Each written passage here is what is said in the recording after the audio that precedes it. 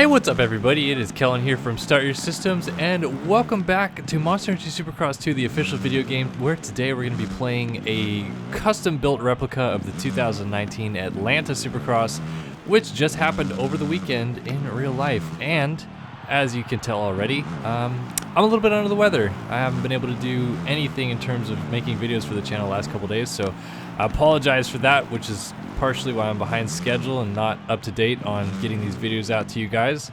But hopefully we'll crush through this one today and have a good old time playing this track and talking about some of the fun that happened over the past weekend in real life. In terms of making this track though, there's a couple things that I felt like I kind of struggled with.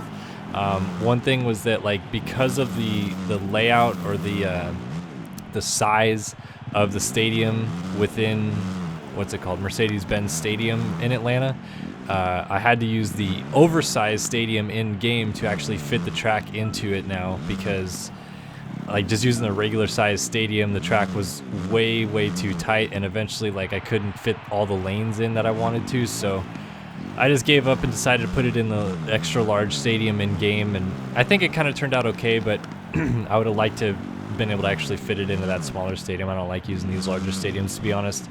And then also, you can't really do like 10-degree turns or like 5-degree turns, which is kind of what this berm was. It was like not a full 180, it's like a 170 into like this finish line jump, and then it actually turned kind of like 15 degrees, went under the bridge, and then it swung around, and as you can tell, I wasn't able to make this all sand, and then the bridge went back over, and like the bridge ended up landing like right here instead, and like I don't know, there's a couple things I couldn't really do exactly the way I wanted to, but all in all I felt like it turned out a pretty decent replica. Like, you kind of have to hit the lines pretty much how they're doing it in real life. You can make your own lines, and I think there's a couple sections where you might be able to go a little bit faster just by doing your own thing, yeah, hopefully it's an enjoyable experience for you guys. If you want to try it out, it is called SYS Atlanta 19 on the PC. Already has like 8 or 9 likes, I think, so if you just look most liked tracks, it probably will come up within like the first 25 or so now, and you can try it out for yourself, or you could just sit back and watch me play this track while I discuss what happened over the weekend. And spoiler alert, if you haven't watched already, this past weekend in the 450 class, the race was won once again by Cooper Webb. I don't know how he's doing it, man. I'm still kind of in shock that Cooper Webb is winning races, much less maybe on his way to winning a championship this year, but he kind of is doing it just nonchalantly, just putting away wins, putting away solid finishes week after week. You know, since he won his first race back at Anaheim 2, he's gone, like 118, 1121. That track record is ridiculous, and the one blemish was him going over the bars in San Diego and having a bad finish. So I think it was 8th. He was either 7th or 8th there, and then he finished 2nd at Detroit after having pretty much an abysmal day, and still finished 2nd on the night. So he's just been steadily right in the mix every week. He hasn't really had anything that stood out to me as like, oh man, Webb's gonna blow it. Like, he's got this one bad thing going for him. I mean, really, since he won the first race of his career back at Anaheim 2, he's just been solid, and it seems like it's gonna be really hard to stop the old Webb wagon, as they've been coining it here. But I do have a little tough time jumping aboard the quote-unquote Webb wagon, just because it is so strange to see Cooper Webb, like, yeah, he's a champion in the class. Or not in this class, but he's a champion before. He's won outdoor titles, he's won indoor titles, but on a 250. And it's been a while, I feel, since we've seen guys that had nothing to give in the 450 class. I mean, literally nothing. And then just become perennial, race winners / championship contenders out of nowhere. Like, that just, like, even Carmichael, which people have started comparing Webb to a little bit, yeah, he was unable to win the title in his first 2 years in the 450 class or the 250 class back then, but he at least won a race at Daytona, and every week he was like one of the fastest qualifiers and right up at the front of the field, but he didn't have like 20 laps in him for one, and most of the time is because he crashed a bunch. Webb just never looked solid on the Yamaha, and ever since he's got on KTM, he's obviously a changed man, but I don't know, like, it just doesn't stand out to me as like, oh, this is Webb's title for sure to lose at this point. Yes, he has a lot of momentum going on and all this, but I still think I need to see it get a little deeper in the season before I fully say it's Webb's to lose, or like that no one else is going to catch him and that like Webb's going to win this title for sure at this point. I'm not there. He only has a 13-point lead. Yes, Roczen and Musquin have not been able to get those wins yet, and Tomac seems to go from win to shell of himself week after week. But I don't know. We'll see. I do believe that Webb is in by far like the best position of any of those guys to win this championship. The most wins on the season, all the momentum going in his favor. I don't see anything stacking against the odds to say that. I just have a hunch that maybe he is not like gonna be as dominant down the stretch per se. And speaking of his dominance, I wouldn't necessarily say this was a dominating victory and by any stretch of the imagination. He got the start. He had Marvin and Baggett closing in on him. Marvin actually ran into him in this corner after the whoops just because like Webb kind of made a mistake and then like went wide and cut sharp, and I think Marvin was maybe not expecting it, so they hit, and you know, just no harm, no foul. They continued on. I don't think either of them even mentioned it in the post-race press conference or anything like that. But it just seemed like overall like a very tough track to pass on. And I know a lot of people will bring up Tomac slicing his way from wherever he was, like 18th on the first lap, to eventually finish in, I believe it was 6th or 7th. But again, you know, Tomac slicing through Tyler Bowers is a lot different than Marvin Musquin trying to pass the guy that's won 4 races on the season already this year. So a little bit different story there. I think that, you know, you had Baggett, Marvin, and Webb pretty much all running the same pace at the front. Marvin and Baggett clearly seem to be better in like this rhythm section through the whoops into the sand, and then Webb would get them for the rest of the track from there. So they had their spots. They had spots where they'd close up, and it just seemed like all the spots that were potentially spots they could make passes on, they just were not as quick or as able to get it done per se. As Webb was really kind of just, you know, marking his spots and keeping himself in a good spot that they couldn't make passes on him. And I mean, if anything, what you could say is that was just a brilliantly played defensive race by Cooper Webb. He never seemed to falter, fade, have any sort of signs of fatigue or even stress with having, you know, 2 of these 450, you know, front runners on his tail the whole race. I would have liked to see what it would have been like if it was Tomac on him instead of Marvin, just because I think that if there's one guy Webb may still not have covered per se, it is Eli, but Eli seems to cover himself up with problems week in and week out for some reason, and just give Webb these points back and back and back and back. Like, it's just, you know, Webb now has a 22-point gap over Eli. That's a pretty big gap. Eli's dug himself a pretty bad hole here, and surely he could go out and bust 8 wins in a row to end the season, and I don't think many of us would be surprised, and obviously he'd win the championship from there, but he's done almost nothing to prove that that would be the case thus far in the season. And at this point, I don't know if I see it turning around in his favor, just because we're to the second half of the season. We've made it through 4 of the East Coast rounds essentially already, and he is not shined through as the Tomac that pretty much everybody knows is going to be there at some point. So I'm not too sure what to think of him at this point. He definitely needs to fix his starts. When he gets good starts, he runs up front, but he even got a good start at Dallas, and obviously that didn't work out. So Tomac's got it figured out. I think Webb's got it pretty well figured out, and I'm just kind of waiting to see whether or not this so-called dominance continues. Getting good starts has definitely been benefiting Webb. You know, he kind of helps himself in that regard, where he doesn't get the pressure early on. He kind of can go out there and put his laps in, and he really hasn't done much in regards to pulling away at the beginning, but I think when you get good starts like that, it really helps your cause when it comes to like late in the race. You're not having to charge and have this hellacious push forward. Webb kind of knows what's going on already and like has been marking guys the whole race. So if he keeps getting good starts, it's bad news for the rest of the field, especially with the way that he's been riding so far. But yeah, I don't know if you could spin the 450 class any different. I mean, Plessinger, best career ride, fifth place for him. Went down in the sand, but still had a pretty good ride going. I mean, he's holding Ken Roczen at bay for most of the race, and maybe could have done so if he didn't go down in the sand. But finally, we got to see kind of what AP could do with a start.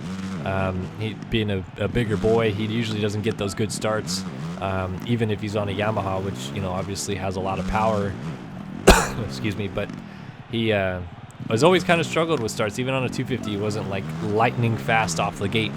And sometimes getting on a 450 solves that, and sometimes it exacerbates that problem. And so far, it has been the second case in that scenario for Plessinger this year. But good start, and kind of proved that he, at least when he starts with those guys, has the speed to stay relatively up there. I think that kind of the whole race, he was a little bit a tick off here and there from the KTMs out front. And I would have been more interested to see if Roczen had started fourth, if he could have stayed with them. Personally speaking, I don't really think so. I think those 3 KTM guys had the field pretty well covered, but I don't think Plessinger's quite at the level to like run those guys down and run their pace. But I think Roczen, if he had that carrot dangled in front of him at the beginning of the race, maybe, just maybe, he ups his level a little bit and stays with them all the way through. And then we have a crazy 4-way battle between all those guys, which would have been epic to watch, because it did seem like it just continued to stay close the whole race. Like, even if Webb got a couple second gap, they just catch him right back up. Not sure if that was like a way of the track deteriorating or what have you, but yeah, 450 class, interesting stuff. I'm gonna hold my reservations on Webb still, just a little bit. I want to see him go round 12 maybe, and where he's at in the points, and then I will say for sure whether or not I'm sold on the Webb title hunt. Title confirmed, essentially. I think a lot of people are just like, well, we've already made it to this point in the season, and he's leading by 13 points, so Webb is definitely going to be the champion. I'm like, kind of not on that boat just yet. We'll see. He'll get there if he gets these good starts the next couple rounds for sure, especially with Daytona coming up. I mean, I think that's a spot where not only Webb could shine regularly, but now that he's in his groove, I think Webb's going to ride really well there. And getting a good start on top of that is a great spot, because Daytona characteristically is like chaotic within the first few laps, and getting away from the field has really helped there. So looking forward to Daytona and all the chaos it's going to be bringing with it.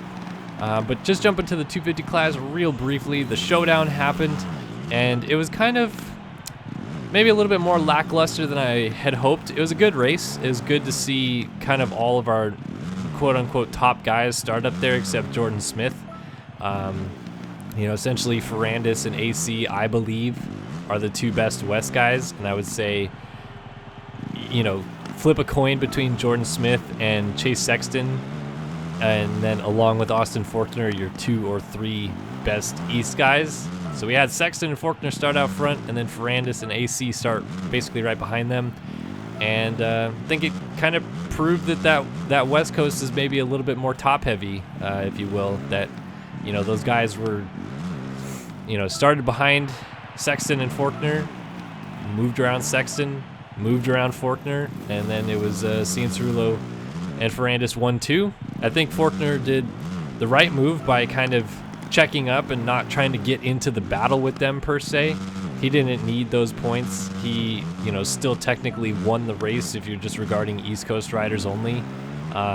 So I think that was a smart move by Forkner, what he did there, and definitely, a positive to see out of him, because in the past I think that he would, old Austin Forkner would be like, I can win this race. I started up front. I should be able to win this race, and he'd go for it, and before you knew it, he's cartwheeling and unfortunately losing points towards the championship. Instead, he just chilled, let the guys go around him, didn't panic, knew where he was, brought it home third. I'm sure he would have loved to have won, but I think that on a night where he wasn't the fastest guy on the track, to still technically gain points in his championship hunt all the way through, it's a plus for him. He's clearly the best East Coast guy. I think that he's got this championship already pretty well in his back pocket, especially with Jordan Smith now sounding like he is going out for the series after crashing and re-aggravating his wrist injury that he had. So with Smith out, it kind of just leaves it up to Sexton and maybe Justin Cooper to throw a wrench in the plans, but I think that kind of the biggest problem there would be Faulkner. I think Faulkner has to kind of do it to himself almost, like take it away from himself at this point for it to be going towards the favor of a Sexton or a Cooper to win this championship, in my opinion.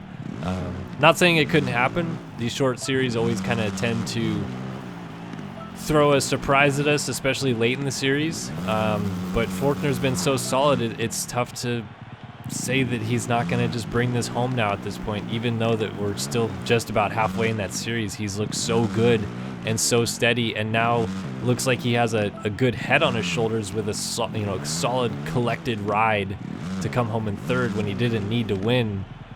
That shows me everything I needed to know about Austin Faulkner and winning this championship this year. So East Coast wise, I'm pretty well set with that. Like, I think that he'll come out this weekend in Daytona and be A-okay, and even if he doesn't win, I think he'll be satisfied and end up on the podium and walk away and be still way in the points lead and no problem and moving on to the next round. So I don't really have much to say more about the East than that, but the West, I really felt that was like a statement ride for Cianciarulo. That was his 10th career win in the 250 class, and he's always been kind of touted as like favorably good and probably one of the best 250 Supercross riders on the planet. But I think that kind of drove it home. Like, I think any factory team, I know that we hear all these rumors about factory Kawasaki, factory Honda, JGR Suzuki are like lining up at the door and ready to start throwing cash at Cianciarulo for next year. I think all those guys now are like, they're in. They're like sold. If Cianciarulo wins this title, I think it's a done deal. He's in 450s next year, and I have a tough time thinking he's going anywhere but Cowie just because of how long that they've had him for. But obviously that leaves a lot of unanswered questions about, is Tomac's deal actually up? He signed a multi-year deal, so to speak, in 2017. So does multi-year mean 2 years or 3 years? There's never really been any like clear indication on when his contract is up. Some people say he does have another year. Some people say he doesn't. Obviously, this season hasn't necessarily gone as well as Tomac probably would have liked. So does he leave Cowie and Cowie goes all in on AC with, now that they're seeing kind of this Webb resurgence, and Cianciarulo and Webb obviously know each other well, maybe it's time to kind of move on to the next guy. I'll tell you what, if you want to look back to past history, especially when in regards to Kawasaki, not necessarily by choice, but, well, I guess kind of by choice, took a chance on someone, and it paid off huge. They let go probably the greatest rider that had ever ridden their motorcycle, James Stewart, and decided, we're not going to throw a bunch of money at Stewart to get him off his Red Bull contract. We're going to let him walk. We're going to let him go to L&M Racing Yamaha. And instead, we're going to take on this 250 champion, this upstart guy that could turn out to be a 450 legend. And that guy did, Ryan Villopoto. So they let Ryan Villopoto take over the Monster Energy Kawasaki team and run the reins and do all that business himself. And he had a rough 2009. He was sick most of the year. He got 2 wins late in the year, and then he broke his femur in 2010. But then he won 4 championships in a row for Kawasaki right after that. So if you want to say Kawasaki would be really stupid to let Tomac walk and take AC on, I mean, proof is in the pudding right there that they took on maybe the best 250 rider coming out of the class at the time back then, and let maybe the best rider in the 450 class back then walk, and it paid off for them. So, that could be a possibility, but I really think that Tomac probably stays at Cowie, which means that does AC become second fiddle to him and go to Cowie alongside, and then Savachi maybe has to go to like a JGR, or does AC take a bunch of cash from Honda with Kenny maybe moving on from Honda? I mean, there's a lot of questions to be answered about all that stuff, and we're kind of already getting into that area of discussion because a lot of these guys tend to sign contracts before the Supercross season's even over for the next season. So I'm sure at some point we're going to start hearing some really strong rumors coming out about where these guys are going to land. And I really do feel that if AC wins this 250 West title, like, there's no way he won't move up at that point. He's been in the 250 class for 5 years. He's wanted to kind of follow Cooper Webb's footsteps all the way through. And Cooper Webb and Cianciarulo were amateur rivals, and look at where Webb is now. I can't imagine that Cianciarulo looks up to that and goes, oh man, if only I could have been there. He's like, no, I can be there. Get me on a bike. I want to take to Webb next year. Let's go. So I think that was like the statement Cianciarulo needed to make with a win like that this weekend, where it's like, hey guys, I really am the best 250 rider in this class, and all these 450 factory teams that are looking at me, yeah, you're looking at the right guys, so come and get me, basically. Yeah, definitely a statement ride for him. I think I expected a little bit more out of Ferrandis once Cianciarulo got the lead. I thought Ferrandis might pick it up a little bit there and be like, yeah, you know, Cianciarulo, you got the lead, you're looking strong, but I got this. Like, I've been fast all day, I've been cruising, and I need to start clawing points away from you, so let me just go ahead and run you down, take this lead, and no big deal, I got you, buddy. But he kind of just never did that. Like, caught up to that group, and then when Cianciarulo passed Faulkner, Ferrandis made quick work of him too, and then Cianciarulo just pulled back away. And that was it. I was like, wow, that like I said, it's a statement ride. Like, Cianciarulo did everything right. He waited until the time was right to get around his teammate and did it clean, and then said sayonara. I'm all aboard the AC hype train, because that I think he's going to be better on a 450 than he is on a 250, and I'm really hopeful that he gets this championship, just because I want to see him move up next year and not stay down another year. And you know, it's time. I think Cianciarulo, it's time to move up for him, in my opinion. So, yeah, that was the 250 class in Atlanta. Lots of chaos with the showdown, chaos with Webb winning again, and KTM sweeping the podium, and Tomac having another bad night, and just everything. A weird night of racing, but also kind of a very descriptive night of racing. I felt like it gave me a lot of answers, especially in that 250 class, of what I needed to see. And hopefully you guys enjoyed watching that race as well. Again, if you guys want to try out this track, SYS Atlanta 19 on the PC, and you can go ahead and try it out and like it some more, maybe play it online with your friends if it gets into that top 15 grouping. And as always, hope you guys enjoyed watching another video here on Start Your Systems. But I'm going to jump out of here, and as always, I hope to see you guys in our future videos. So long for now.